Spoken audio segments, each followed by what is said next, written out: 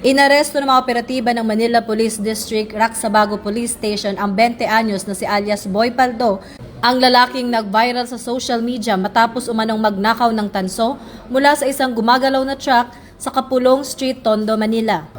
Isinagawa ang pag-aresto bandang alas 12:30 ng tanghali noong Pebrero 4 sa isang follow-up operation, 2 araw lamang matapos kumalat ang video ng insidente online. Ayon sa pulisya, mabilis na kumilos ang mga otoridad alinsunod sa bilis kilos campaign ng lungsod upang mapanagot ang suspect. Nakalaunan ay iniharap kay Manila Mayor Francisco Isko Moreno Dumagoso. Patuloy pa ring tinutugis ng PNP ang ikalawang suspect na kinilala na si alias Jumong, habang isinasailalim na sa inquest proceedings si alias Boy Paldo bilang patunay ng mahigpit na kampanya ng pulisya laban sa kriminalidad at upang mapanatili ang kaayusan at kaligtasan ng publiko. Ito ang bagong PNP para sa bagong Pilipinas, serbisyong mabilis, tapat at nararamdaman.